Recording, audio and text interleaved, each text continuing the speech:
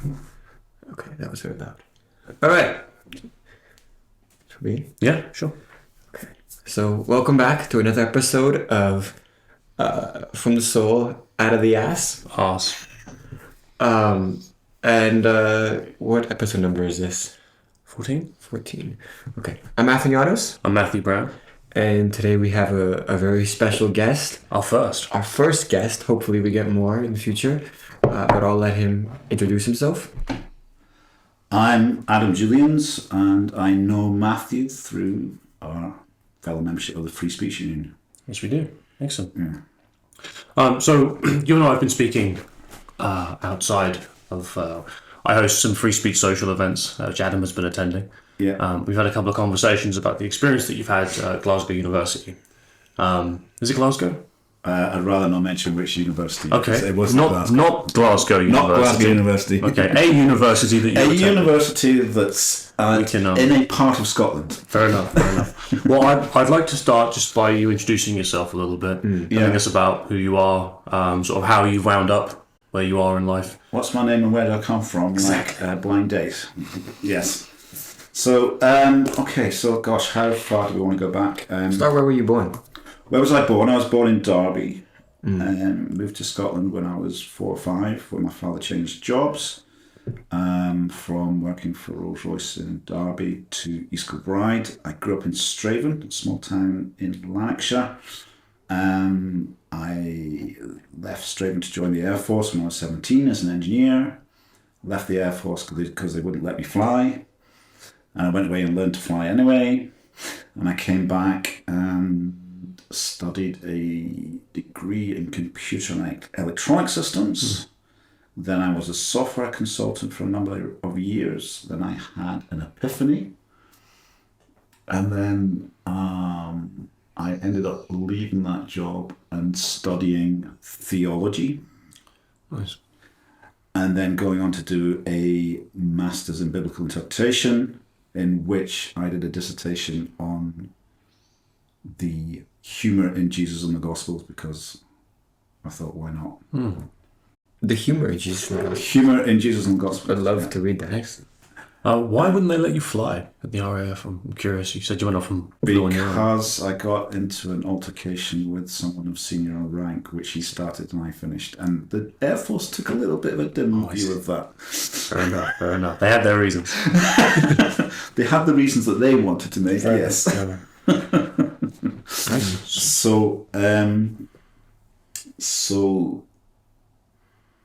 Where were we? And then I was a caseworker for a military charity for a while, with a mission statement to support clients from suffering and distress into independence and dignity. And then I started taking up radio presentation as a hobby.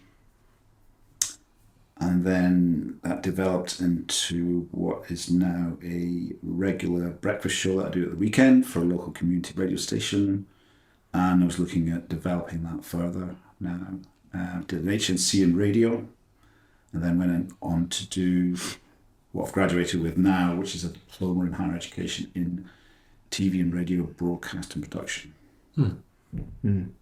which has got me to where I'm at. And I'm now thinking of doing a degree in TV. So you have a lot of degrees under your belt. Yeah, I'm trying to decide what to do when I grow up. So what can you talk? It's a hard decision. Yeah, can you talk a little bit? It is. Yeah, what's being an adult like? I've never quite figured that one out. I'm still working out myself. Yeah. Can you talk a little bit about the your epiphany that you said that made you switch from the Epiphany. So technical side to the...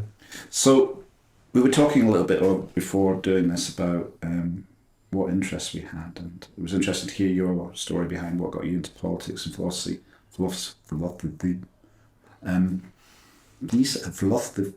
I can't say that word now. Philosophy. There we go. Third time's a charm. Had to work on it. But for me, I was always into music. I looked up to Douglas Bader, who was a World War II Spitfire pilot. My heroes were rock musicians. I used to play in an orchestra with a trombone, which happens to be the loudest instrument in the orchestra, which a friend very kindly said that about suits you, Adam.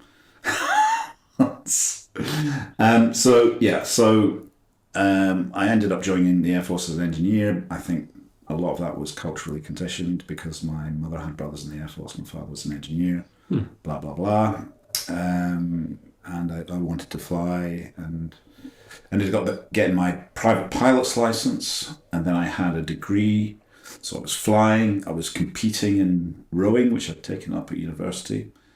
And I had my software engineer job. So I think a lot of people would look at that and say, he looks like he's pretty sorted.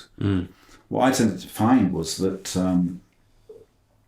I was walking through Glasgow Green, and it was like this sense that I wasn't satisfied. As soon as I achieve something, I get the satisfaction for about 3 weeks, and then something replaces it. So why am I not satisfied? Why am I unhappy? And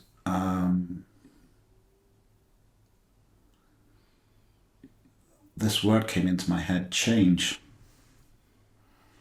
I thought, what's all this about? And I'd had a similar kind of experience previously. I took up motorcycling in my 30s. I'm 58 now. And after passing my test, I was going to go on a motorcycle run with a motorcycle club, and this voice came into my head and told me not to go on a motorcycle run. And I ignored it, and I had a motorcycle accident. And the weirdest thing happened. As soon as I realised I was going to crash, I relaxed. My whole body relaxed. You'd think to tense up. And I ended up in a field. The motorcycle hit a fence, it got taken off to the right-hand side. And I did a somersault and landed on the softest part of my body, my backside. So all I had was a bruise. Excellent. And I spoke with other fellow motorcyclists. I said, you're going to think this is really, really weird. You might think I'm mental, but I heard a voice telling me not to go on this motorcycle run. And they went, no, this is quite common. So do you think it was the voice that led to the fall? Or maybe there was like an uneasiness you had while you were... The voice was warning me not to go into the motorcycle run. Right.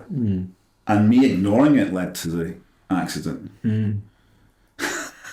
So it was the same voice and the same kind of a conviction. And I thought, well, I don't understand this, but okay, I'm going to go with it. And then I grew up opposite a church, and then I went to a sermon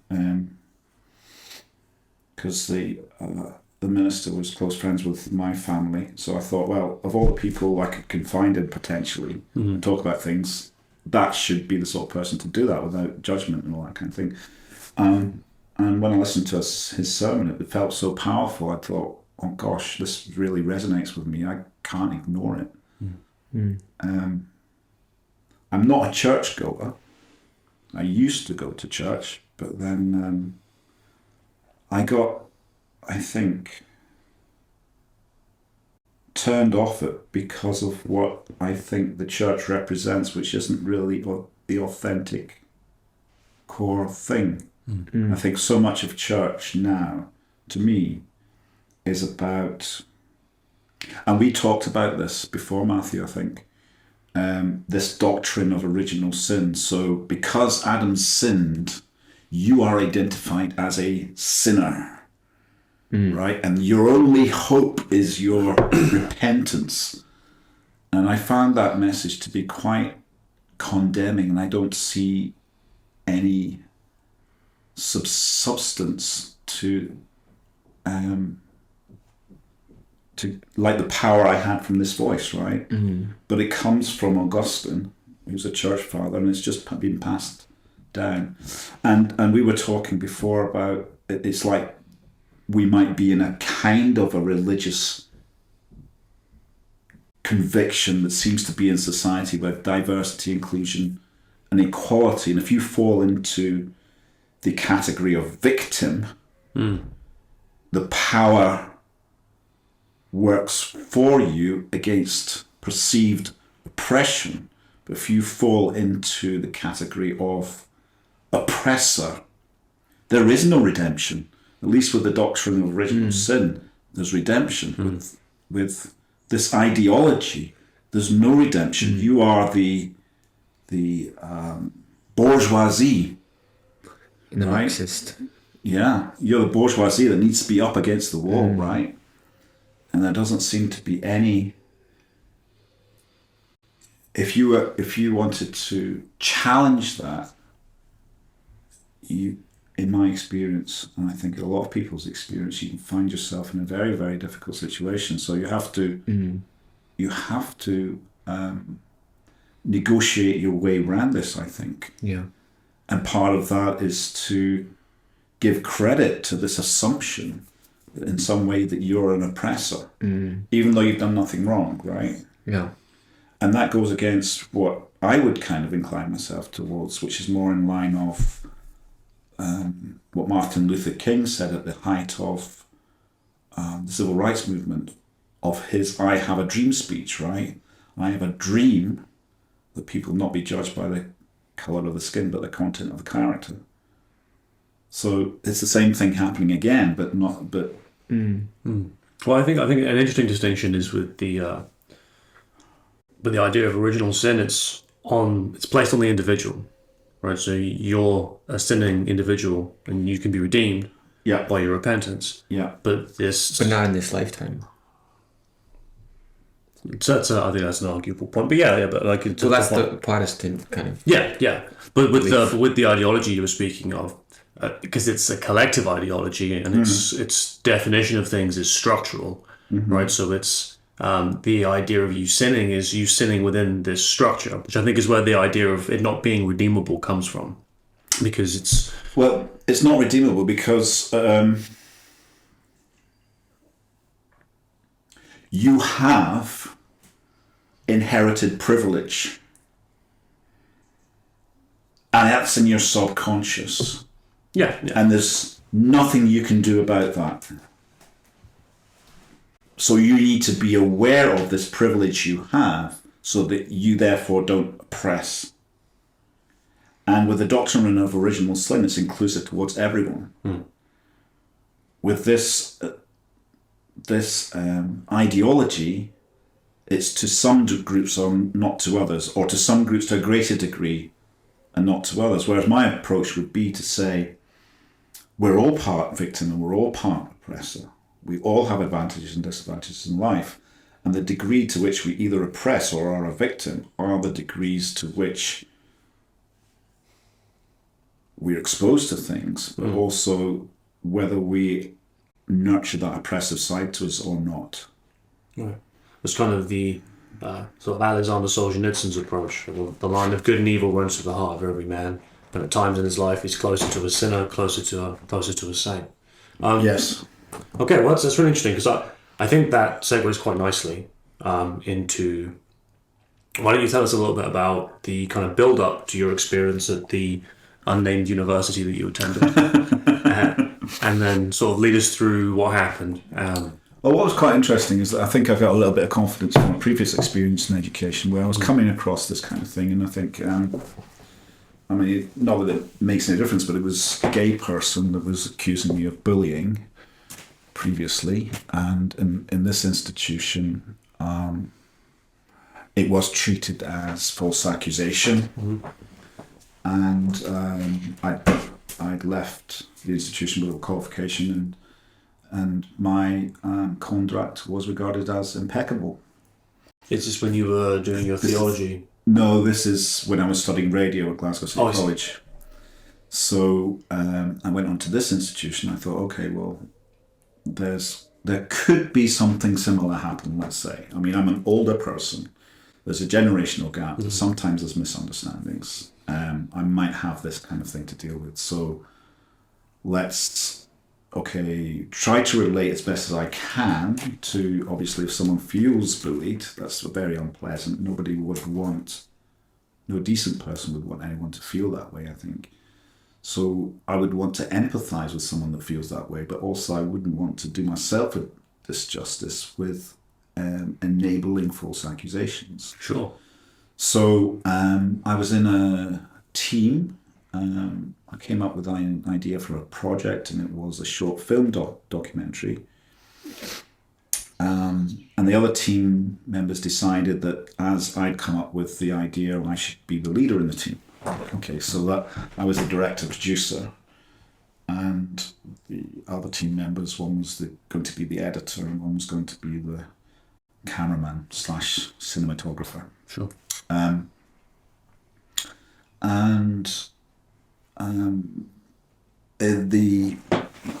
The project hit a setback, and one thing that this guy said was, "Oh, what we've got now is likely to end up being marked down as a half-arsed project." And at this time, he hadn't put much work in because he was the editor, right? So most of the work would be at the end. But I put a ton of work in, and I felt, oh, that was a bit.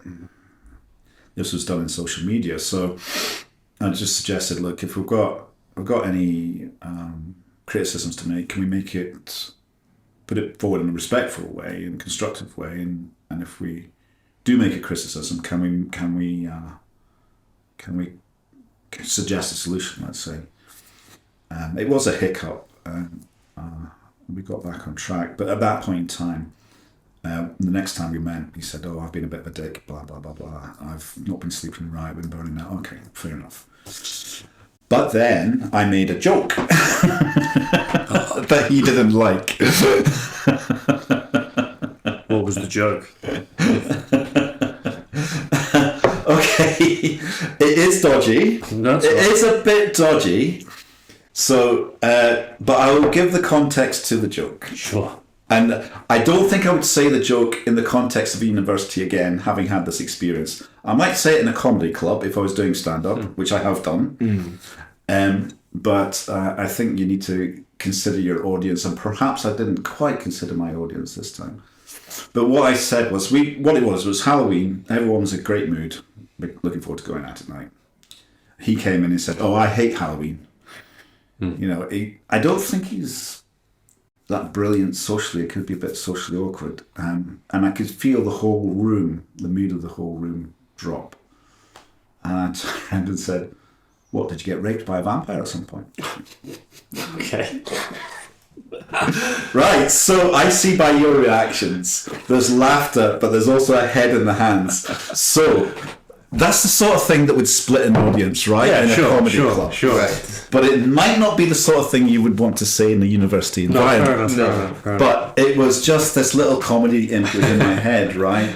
And so he took offence about, and actually, I was in a camera workshop, and the member of staff there had the same reaction as yours. He found it hilarious.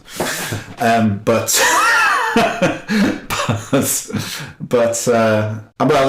the thing with comedy is, unless you risk offending, then you're just going to be bland. You're not going to be funny. Right. Well, it's jokes that they're at their funniest when they're pushing the boundaries of when you're on the edge of what's acceptable, right? And so there's always a risk with jokes, you know.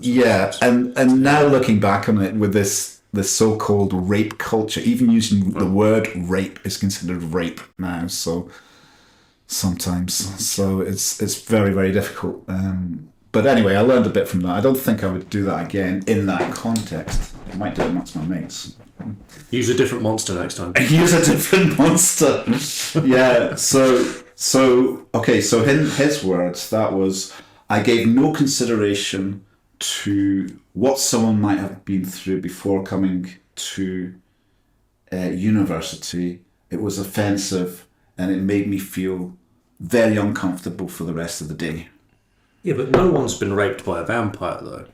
No, but if I can see if he was, let's say raped by somebody in the past, he might take that personally. Yeah, fair. There's no way you could have known that. But, Okay. Given... So, this is it. Offence and humour is subjective, right? Mm-hmm. So there's no black or white on this. Sure.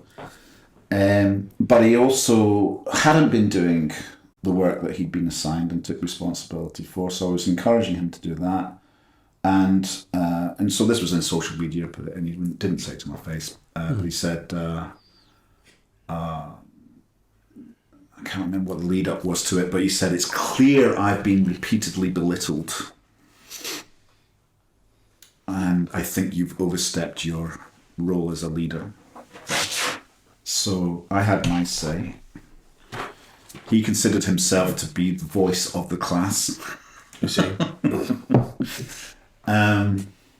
And I suggested he considered the way that he came across. I also said I was sorry to hear that, not sorry he felt it wasn't my intention. And also, if he's satisfied with what I've said there, then great, we can work on it. But if not, escalate it to a member of staff to get it resolved, because this needs to be resolved, right? Sure. And that went all the way up to the program leader and the year tutor, and I was invited in for a conversation. And the way it was put was to hear my side of the story to conclude the issue. I got there and I didn't feel listened to. And I was told the purpose of the meeting was to talk about the comment. Okay. So... As in, it had already been decided? It seems as though it had already been decided that I was guilty of making an offensive joke. Okay. Is what I'm taking that to mean. Okay. And that there wasn't any room for negotiation as to the subjectivity of humour and offence. So, in that meeting, the pressure on me eased when I said I was sorry to hear that he felt that way. It wasn't my intention. I will change my approach from now on. But I felt as though he was being defamatory. And that wasn't addressed. So I then went to the support and report service, reporting harassment. Mm-hmm. And they were great, actually. She said, she listened, she was empowering to me. She said, well, this is a report service, we don't actually do anything, but if it was to happen again, I'd recommend you get advocacy and independent representation. And here's the person to go to, the student union representative. What kind of things specifically happened that made you feel like you were being harassed? The defamation, the false accusation.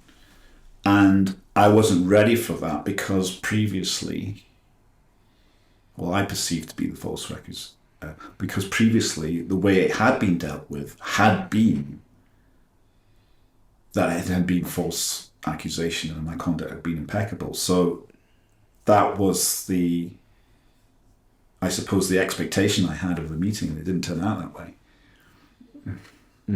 I see. So I mean, to get this straight. So you made the joke. That was then sort of dealt with through staff, and you recognised that, okay, maybe not, like, fine, jokes are sometimes offensive, maybe not the best setting for it.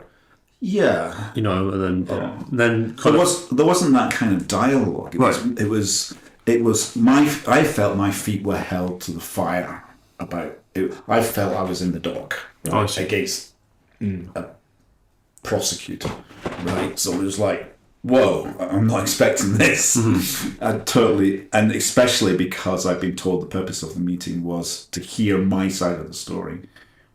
I didn't feel listened to. Okay, so you were kind of led into the room on sort of false grounds. Yeah, I think so.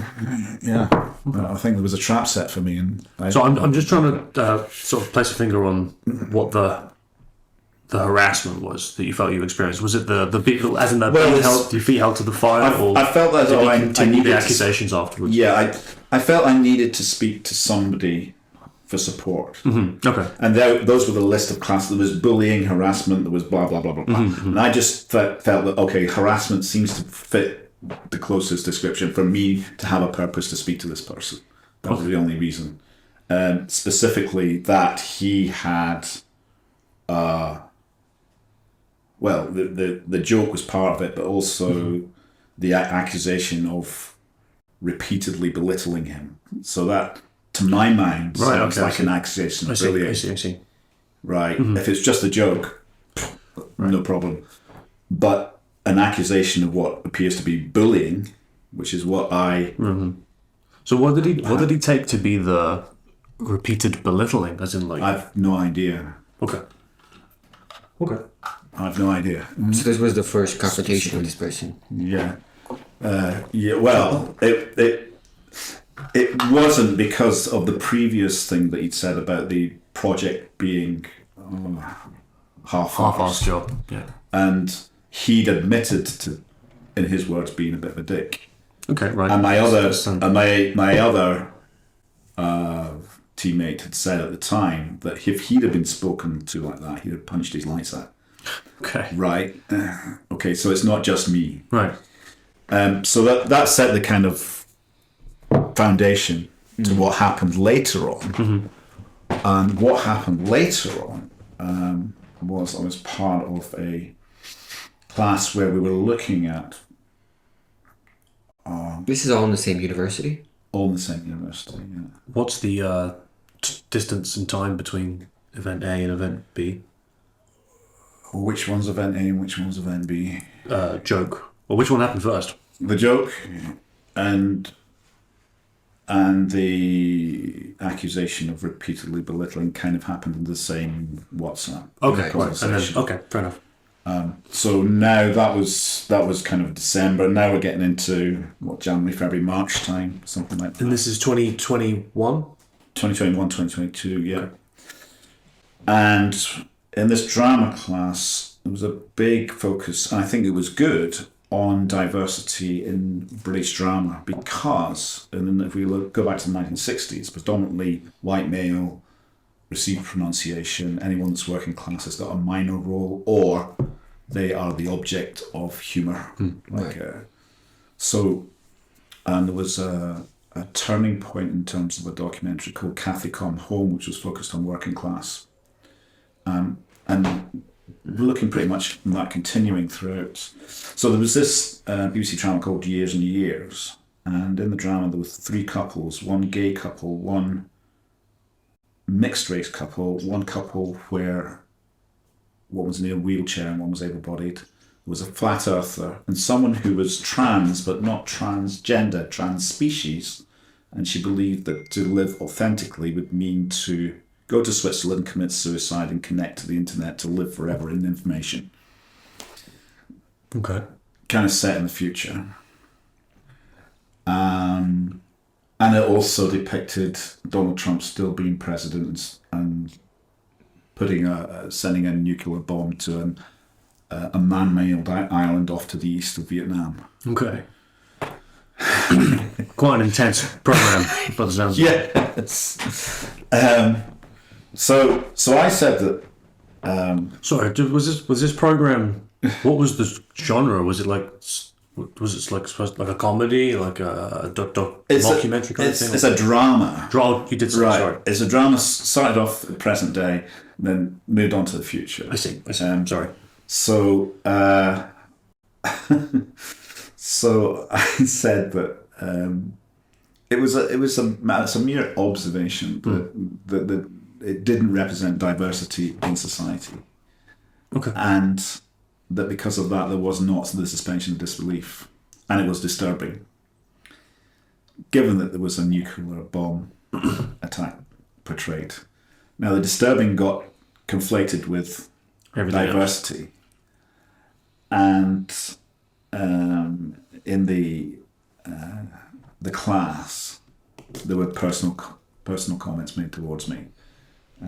Name calling, that kind of stuff, school playground. Wait, so repeat the comment that you said that this didn't accurately represent the diversity. So it was a mere fact. I mean, a gay couple, a gay male couple, a mixed race couple, and a able-bodied person with a person in a wheelchair, not representative of couples in society. Right. Ticking the diversity boxes. So Did the if teacher you want to ask use you- an old-fashioned word, positive discrimination, if you want to use a more recent word, positive affirmation, I suppose you could call it. Did the teacher ask you to explain your comment? It was pretty much shut down by other class members and then moved on. But I spoke to her afterwards, and she did agree that there had been personal comments that shut the conversation down, and she did agree that it had been disturbing. So then she put out generic email giving a BBC description on diversity, which was fine, it was great.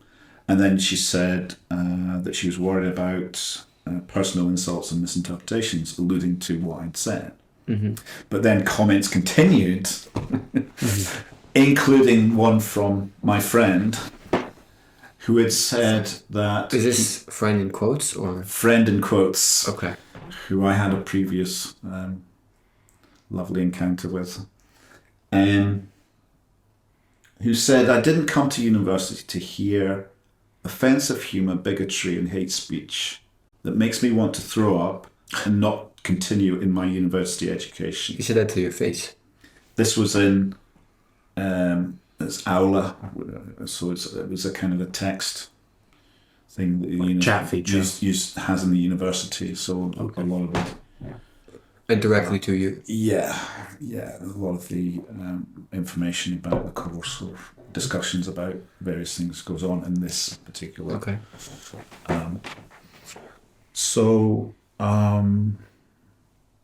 I was invited by. Well, I then wrote an email to the program leader and the course tutor expressing my concern and saying, look, basically because of this hate speech, I'm concerned about accusations of a hate crime nature, and we're getting into legal territory. So I don't want to be coming into a meeting. And again, I didn't say this to them, but I didn't want to be coming into a meeting again, have my feet held to the coals about, now this is getting serious, really serious. We're looking at potentially legal stuff. Right. And I said, look, I'm concerned about bullying, harassment. And this got escalated to the head of division. So I put that as a precaution, and I thought, right, let's leave that. Let's see if it just dies down. I got invited in by the head of division to discuss what he called issues and concerns that staff and students had raised. By this time, my health is starting to be affected. And I copied a letter from a health professional saying, recommending that my concerns be addressed for the sake of my health. And if you don't mind me asking, what you say your health was affected? Yeah. What kind of things were you experiencing? Well, I was diagnosed with prolonged duress stress disorder, which is similar to PTSD, but PTSD is with one event. Prolonged duress stress disorder is basically that your body has been in this fight or flight state, heightened fight or flight state, for long enough for it to be of concern to a decline in your mental health state. I guess that would lead to like a kind of exhaustion, I guess. Burnout, if you like. Yeah, okay. Okay. Yeah. So I was burning out. Yes, yeah. Yeah. So,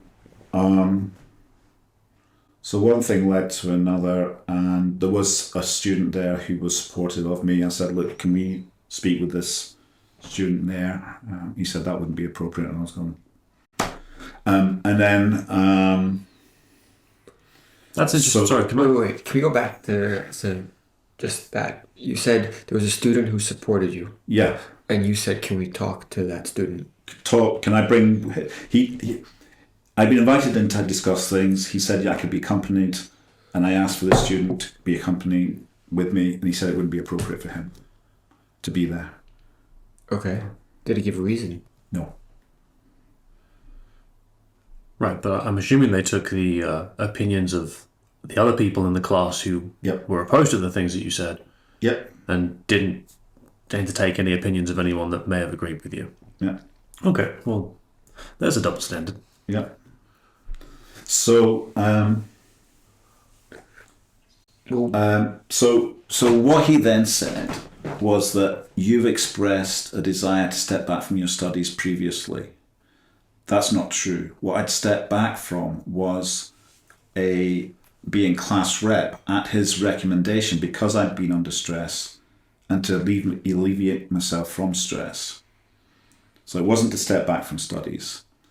And he said that this letter from the medical professional was affirming that. And he said, therefore, it was words, something along this lines, to alleviate any concern over stress that you might have from a slow withdrawal, I would be happy to oversee your withdrawal from the course. I see. You took that and ran with it. Yeah. So my response to that was to say, well, I can't remember exactly how I put it, but this is a management issue. I can't be involved. And I'd like an apology, please, and insurance to treat me with respect in future. Didn't hear anything for a number of weeks. Then I got a letter, a more kind of formal letter from the vice principal, implying that I'd been, in his belief, disrespectful to members of staff, not meeting the standards met by the university, and if given enough reason, could be issued with a well-being suspension or disciplinary, and eventually it ended up being a well-being suspension. But the reason he gave for the well-being suspension was for my well-being, implying that because, in his view, I was unwell, I was doing things which was bad for my well-being and bad for the well-being of the community. But he said it could be detrimental to the well-being of the community. In the policy, the university policy, it says it is being. So I even challenged him on that. I said, look, you're not meeting the requirements of a well-being suspension. Right. So by this time, it's just a joke. Well, it's not a joke. It's not funny, but it is a joke. Right. So what was taken as disrespect on your part? Was it the email to request for respect? Well, this is what I kept asking him. Can you please tell me what specifically it is that has been disrespectful? He didn't pinpoint anything. But what he did say was the intensity and the volume of your emails. Okay. But by this time... I know that one. You know that one? Yes, I do, yeah. Well, maybe it's a standard response then. I think it's because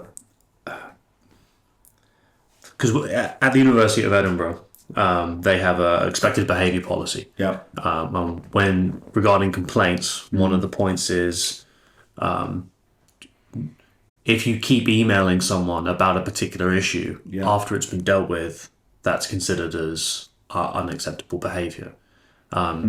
Even if you don't feel that, say, because I've had this over the last 6 months, I won't go into it too much, but made a couple of complaints, saw it through to the end, hadn't felt that the process had been done properly or fulfilled, or they'd gone around things. And when I emailed a couple of people to sort of chase it up and to continue the conversation, I was told that I was in violation of the expected behaviour policy.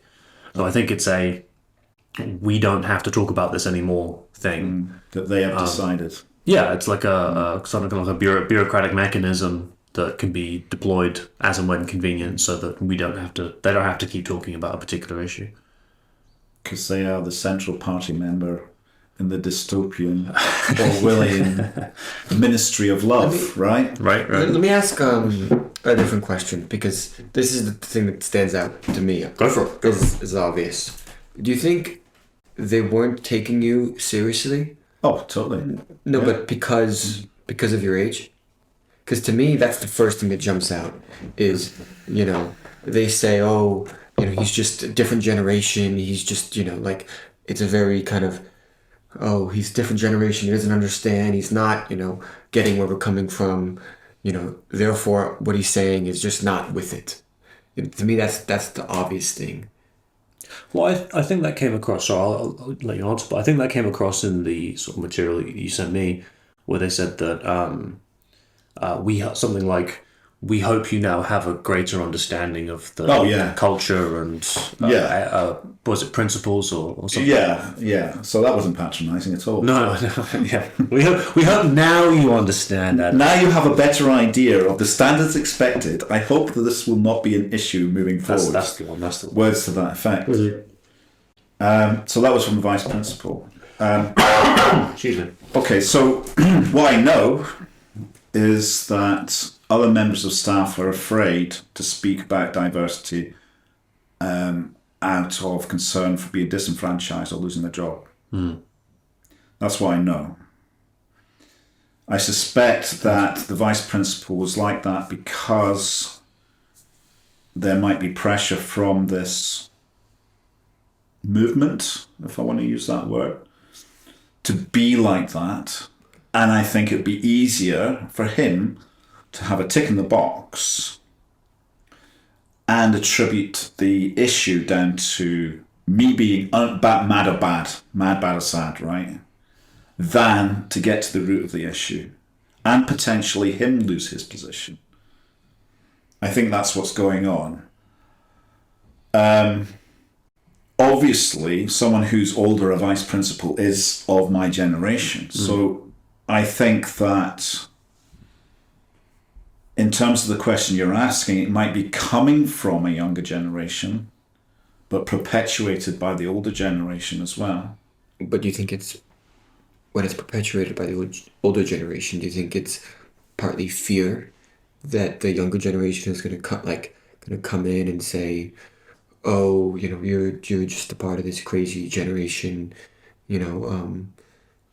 because there might be a fear among older generation that they're being perceived in a certain way by this younger generation, so they're afraid to kind of go against it, so to kind of stick to the, oh, I can't be perceived in this way, and it's especially cautious because I'm a part of this older generation where they could just perceive me as crazy or not getting with it, so I'm going to go in the opposite direction to make sure that I'm not being perceived in that.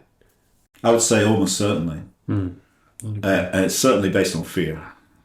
Well, it's a fear or some kind of an incentive, right? Some kind of an incentive to, because students are given so much of a voice, and I'm not saying they shouldn't have a voice, but they're a heightened voice and presence in these conversations. It's worse than that. It's some students are given the voice, some students aren't. So the irony about diversity there is that there's not a diversity of thought. No. And as someone who is dyslexic and neurodiverse, I'm not unaccustomed to this kind of thing. I grew up with this. At school, being told I was lacking in effort, complacent and careless, and I needed to work harder if I was going to achieve my potential. At that time, the person, it was the deputy head that kept saying this in every report. Dyslexia wasn't thought of, so it's easier to forgive. I didn't know that either. But it's left me with a lack of fear to speak truth to authority. And also the ability to formulate creative solutions when in these kinds of situations. And I'm actually I'm thinking about it now, for having come through it, I'm actually quite glad for the experience because I'm stronger now and it's given me more confidence in facing any issue from any authority in the future, because that's the worst thing that they can do, right? Basically bully you into leaving. Right. Well, if I may, that kind of sounds like what's been done here, right? The irony is I was accused of essentially bullying, but I was being bullied institutionally. If I can come through that, and then you can see I'm smiling now as I'm speaking, and still be smiling and feeling good about myself and confident, what can happen to me from now on, So my little parting gift was the person who supported me.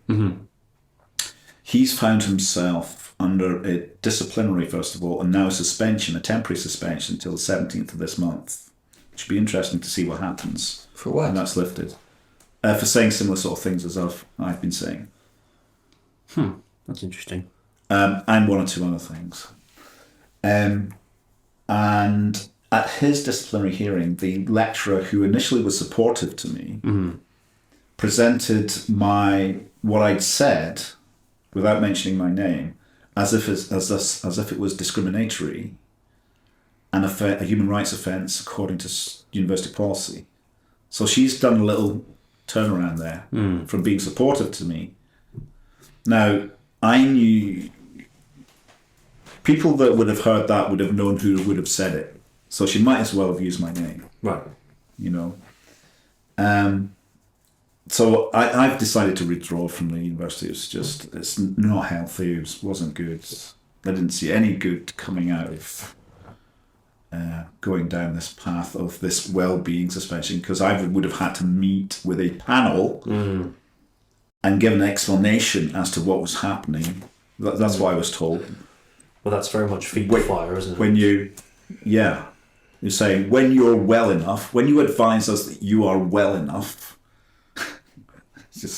I've always been well enough. If the process was fair. Right.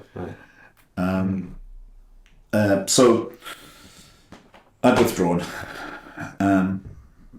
and I'd been awarded the diploma. So okay, done and dusted. Okay, that's good. It's not affected my education or reward that I got.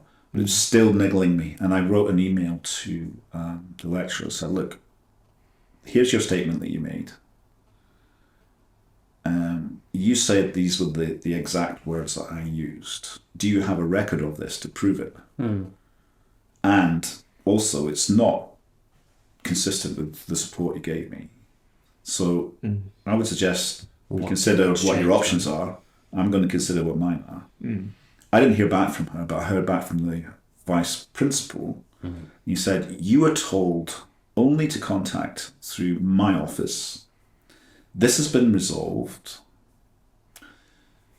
You are not to contact the university anymore. And if you do, you won't get an answer. The only way you're to have any contact is through a solicitor to this email address, which was the university solicitor. So I thought, by this time, I'm just not taking them seriously. And I just go, okay, you want to be like that? I just went, okay. Well, there goes the well-being. The gloves are off. The gloves are off.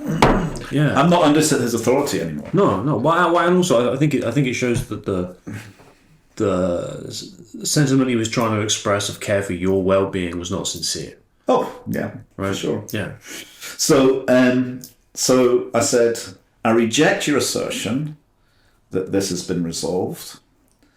By the way, there are members of staff that are afraid to talk about diversity in case they get disenfranchised or lose a job. It could be possible that the lecturer we were referring to was coerced into giving that testimony in order to keep her position. And he said, to not to write to anybody. I said, I'm no longer under your authority. I can write to whomever and whenever I want. And by the way, I find the way that you are coming across to be patronising and bullying, and I always have done, but I've been too afraid to say to him until now. Good. And that for me was so satisfying and cathartic to write that mail. And because of that, I can walk away and move on now. Go ahead.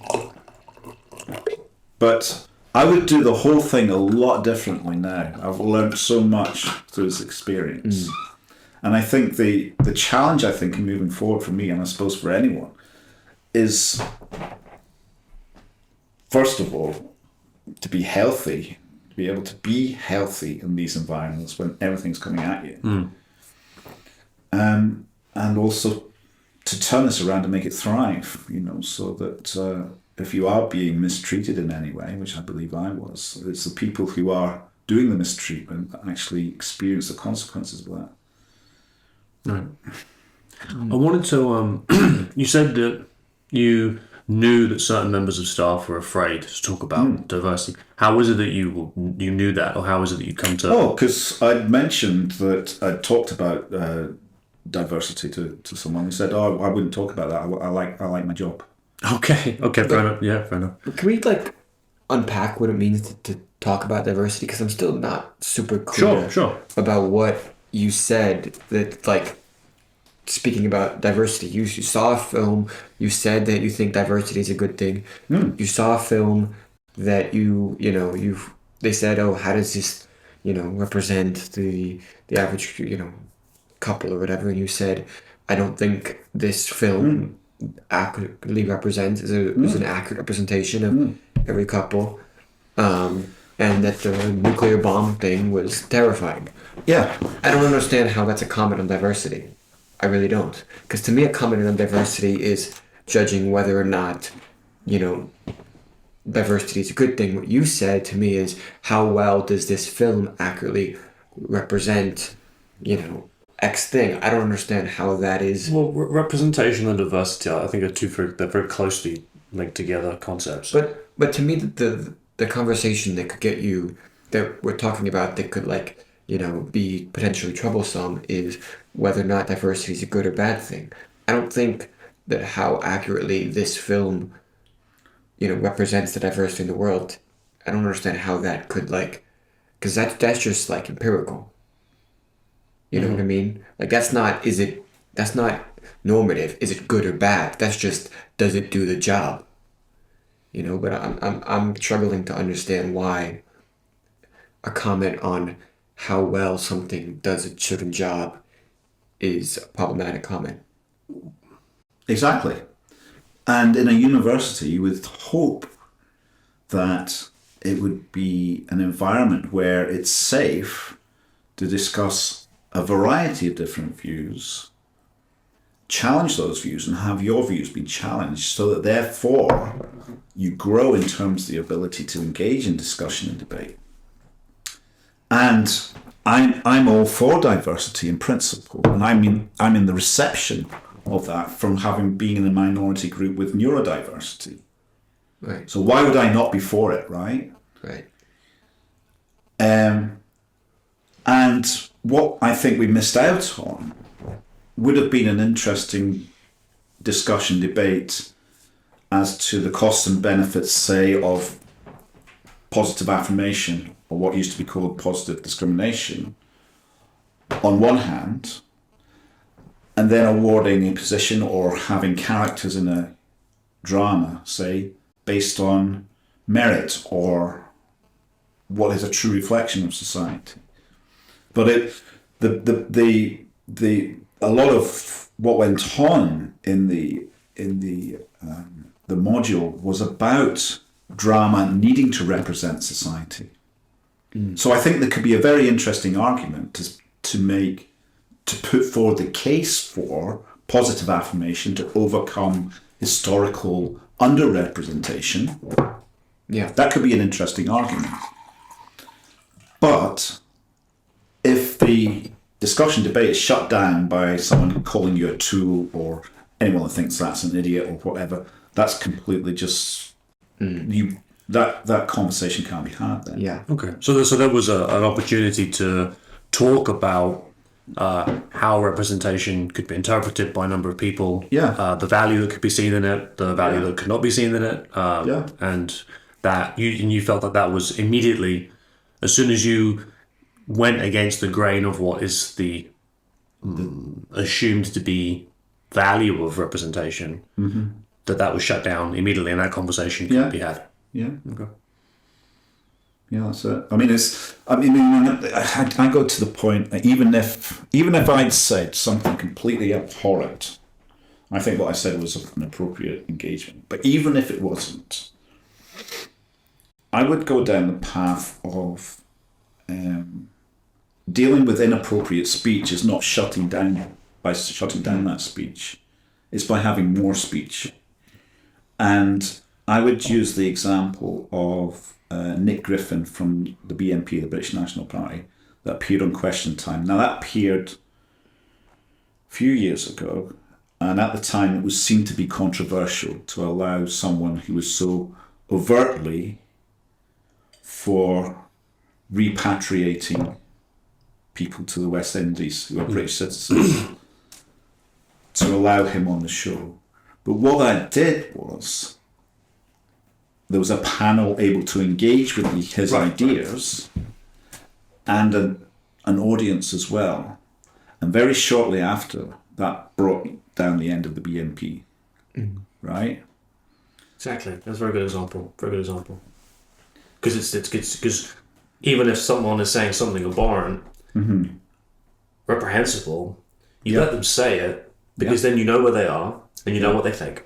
And then you can either choose to disassociate yourself from it, or you can come back at it with arguments.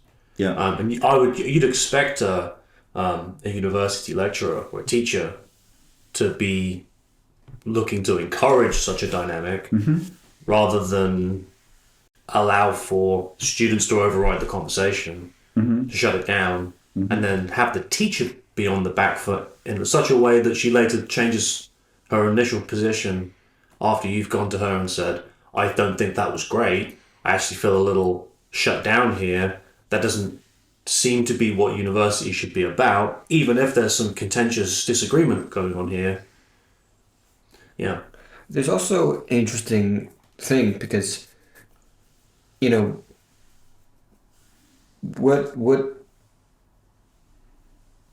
so when we talk about diversity, right, there's different kinds of, diversity, I'll say, right? There's diversity of races, there's diversity of gender, there's diversities of, and then I would argue that, age, right, and is another factor in diversity. And I actually think that one of the difficult things that I think happens a lot is, there's this kind of disconnect between, generations, particularly younger and, and older. So like, the younger generation is very quick to dismiss, the older generation for the way they think. They may have different ways of expressing themselves because they're conditioned in different ways. And I feel like there's often a large difficulty, that happens. Particularly, I noticed this, in my own family, right? When you have like, my like the younger people to like, the grandparents, right? And, if the grandparents say something the younger generation disagrees with, or they express it in a way where they don't see fits in with the way they want, they immediately dismiss it and say, oh, just a crazy person. They don't understand. And I think there is a dialogue that needs to happen where you can say, oh, no, maybe I disagree with you, with what you said, or maybe I wouldn't say this in the way that you said this, but fundamentally, I accept that you had a number of different experiences that I had that has led you to kind of express your opinion in this way. This is the way you express your opinion. And, while I may disagree with the content of what you're saying, or maybe even I just disagree with the way that you're saying this, I can still engage and say, oh, I take your point, I take what you're trying to say, and now, let's engage with it. But there's a very common thing for people to just say, oh, you're not fitting this in with the way I want you to say it or the way I would say it. So it's not even that, it's worse than that. It's you're wrong and you're a bigot. Yeah. And it's not even said in the kind of tone that you're saying it. It's you're wrong and you're a bigot. Immediate moral judgment. That's the extreme. Yeah. And what's kind of sad about that, I feel sad for your generation, is, okay, so my generation isn't perfect. I'm not perfect. We've all got flaws, right? Oh, I don't. But each generation has its unique set of challenges. Right. When I grew up, the prediction was going to be that we're on the brink of an ice age. Sure. So we were worried about being cold. We're worried about being too warm now, right? And that's happened within 1 or 2 generations. This wasn't even considered. Global warming wasn't even considered. It was going to be a thing when I was younger. And we were worried about nuclear holocaust. It was a Cold War, right? And when any moment someone could push the button, and nuclear energy, the waste from nuclear energy. Well, what's happening now? Nuclear energy is lovely, it's clean. There's still a lot of nasty nuclear stuff that comes out of it. And we haven't got rid of nuclear weapons. So that threat's still there. But that seems to have gone under the... and we're worried about, global warming and other things. But the big thing that concerns me about your generation is that there's people that's lived longer and have got life experience and wisdom that comes with it. And to be as dismissive as that can be to wisdom that comes from life experience makes it worse for a younger generation, because then wisdom isn't getting passed on. Right. That's not to say that every older person is wise, but every older person has had experience in life that gives them the potential to be wise. And there was a lot more deference to older generations when I was younger. I think the dynamic was the same. I mean, what person... I would challenge anyone, any male, don't know about females, but any male, to say that they hadn't at some point thought that their dad's an idiot. Right? Or that you know better than your dad. And what do they know? He's just not cool. It's the same thing for every generation. Right. But then my parents' generation, they were going through a war. Yeah. Right? So their position was, if you had food on the table, roof over your head, and your family was happy, you counted yourself lucky. Right. And if there was alcoholism and abuse going on in the house, you didn't talk about it. You kept up appearances. You kept your stiff upper lip. Because they'd grown up in a war. And if you complained about anything like feeling offended, it's like, don't you know there's a war on? Don't you know there's more important things to think about? Right. So we were kind of brought up with that. So if someone says we're offended, I'm going, yeah, what's your point? So if I want to, the challenge I've faced here, big challenge for me has been, if I want this kind of dynamic that we have with the BNP, I have to be willing, I have to defend somebody else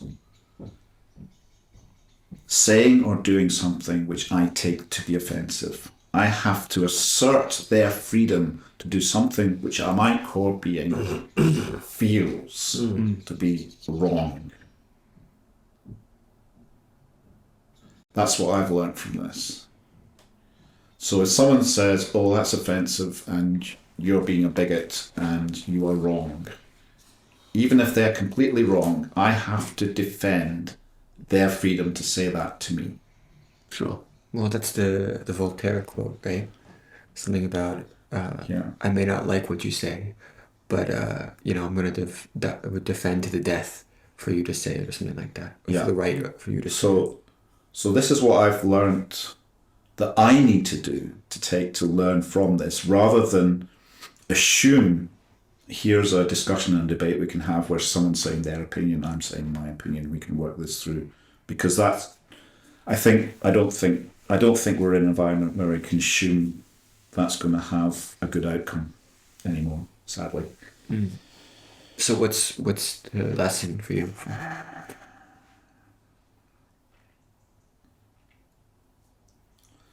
Own my own feelings. I've learned that I can be likable and empathetic with people to the point of enabling people to mistreat me. So I've learned to recognize better when that's happening and when there's potential traps coming up, which I wouldn't have been aware of before. And before I would have thought to myself, okay, I'm not sure about this, I'll give the person the benefit of the doubt. Now I'm going, no, I need to prepare myself for someone to come and attack me in the worst possible way. Plus, it might be what they're doing is worth giving them the benefit of the doubt. So I'm a lot more guarded. I'm a lot more prepared to be assertive. And there are certain situations that I might walk away from and avoid, and people I would avoid for my own well-being that I wouldn't have previously. And I would choose to have people around me. If I was to engage in something that I was aware that other people might not like, I would choose to have a support network so that I'm not on my own. You mentioned earlier, right at the beginning of the conversation, when you were motorbiking, that you had this voice in your head that said, "Don't get on the motorcycle. Don't go motorcycling." Yeah. Have you had any other experiences since during either of these periods or following, where a similar voice has come into your head? Or I think there's been quite a plethora of that happening recently. But because there's been so much of it happening recently, that feels like it's resonating with the universe, I can't actually pick out any one or two things. But was the voice telling you not to come on the podcast? no, I don't have any soft verges, I'm afraid. People who talk about